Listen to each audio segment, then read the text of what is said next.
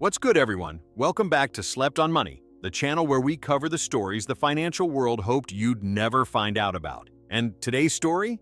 It might be the wildest one we've done yet.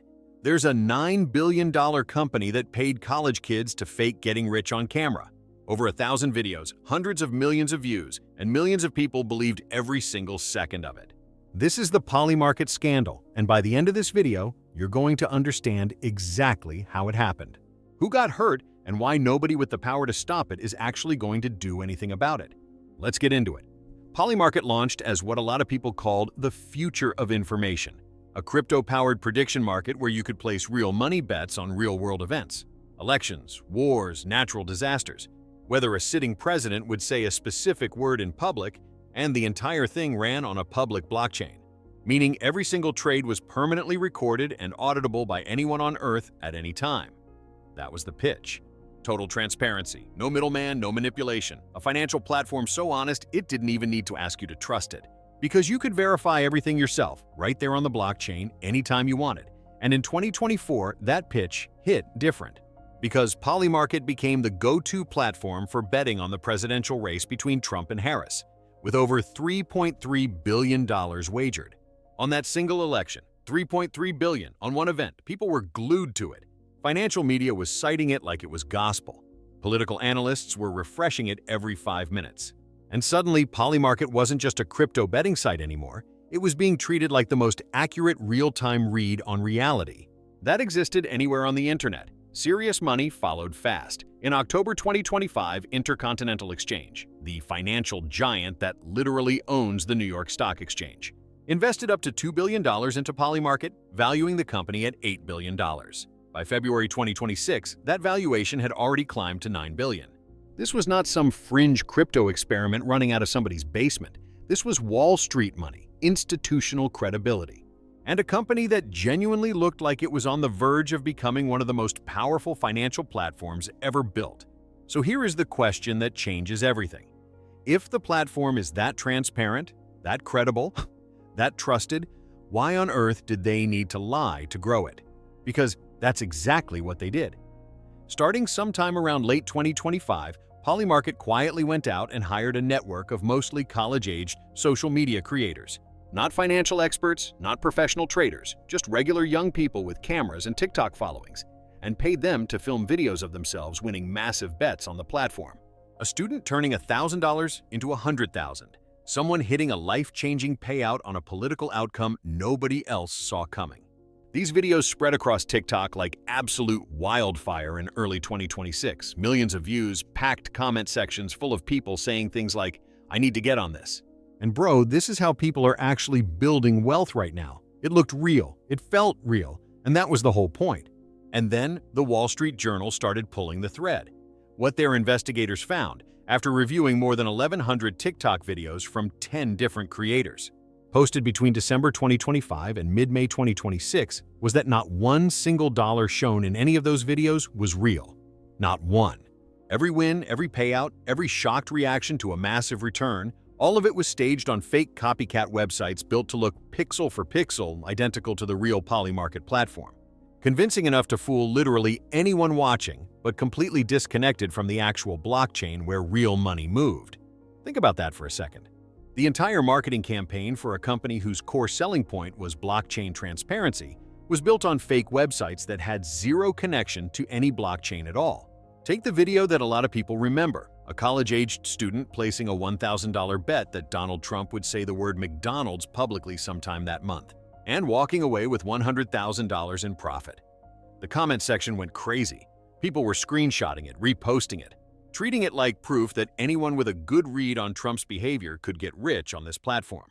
But when the journal actually checked Polymarket's blockchain records, they found 50 real accounts had placed that exact same bet on the real platform. Every single one of them lost. Every single one. In another batch of 118 videos, creators appeared to win a combined $900,000.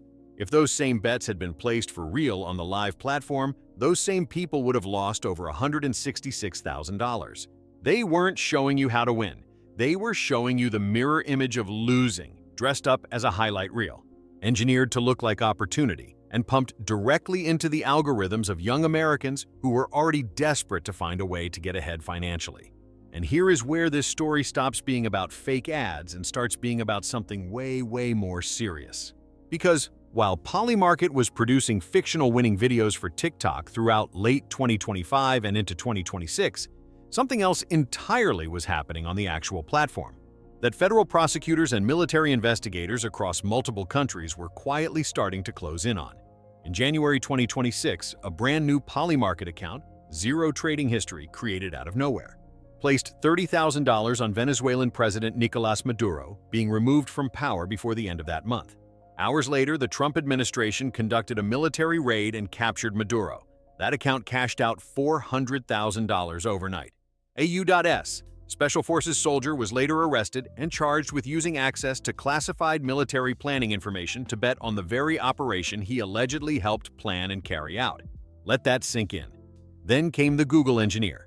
In May 2026, federal prosecutors charged a Google information security employee named Michelle Spagnuolo with insider trading.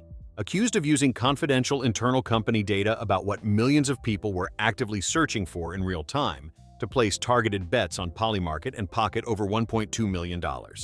These weren't educated guesses, these were sure things, because he already knew the answer before the question even resolved.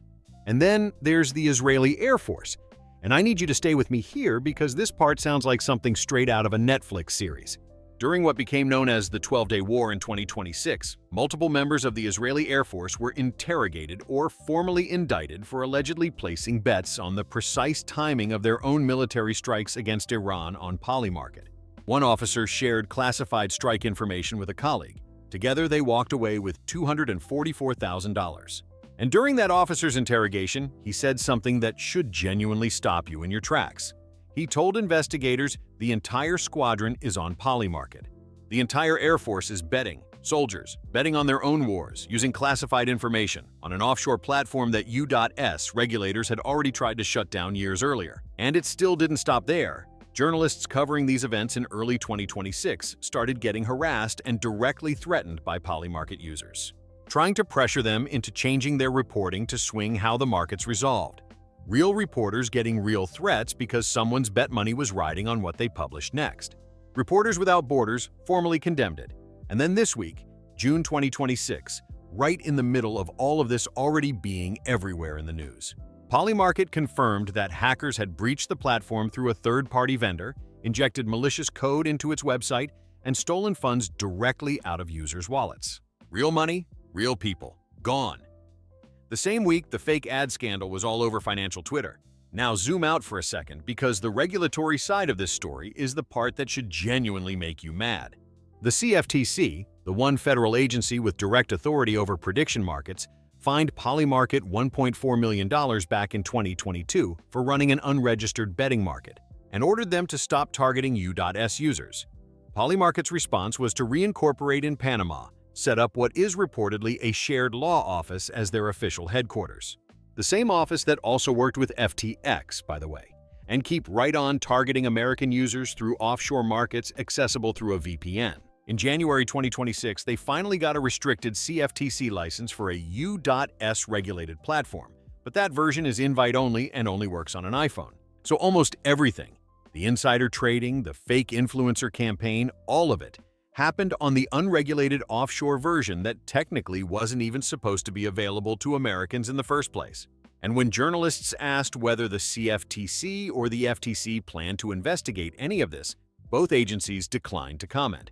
Legal experts say meaningful federal action is unlikely, and honestly the reason why is almost too convenient to be a coincidence. Donald Trump Jr. is a paid advisor to Kalshi, Polymarket's biggest American competitor, and a major investor in Polymarket itself through a venture capital firm called 1789 Capital, where he is a partner. The CFTC under the current administration has already cut roughly a quarter of its enforcement staff and pushed out the career officials who are actively building cases against crypto platforms and prediction markets. The watchdog meant to protect you has been defanged at the exact moment it's needed the most. So here's where we land. A $9 billion company backed by the owner of the New York Stock Exchange built its entire reputation on the promise that you could trust it, because everything was transparent and verifiable, then spent months running a shadow campaign of fake trades, staged wins, and made-up money, specifically targeting young people on TikTok who saw those videos in early 2026 and genuinely believed they had finally found the thing that was going to change their financial lives. At the same time, soldiers, engineers, and intelligence-adjacent operators across multiple countries were quietly converting classified government secrets into clean profit on that same platform.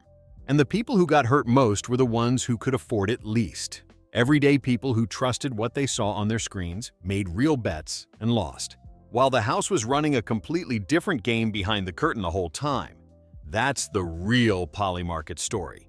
And honestly, if this hit different for you, if your jaw dropped at any point during this video, drop a comment below and tell me which part got you the most.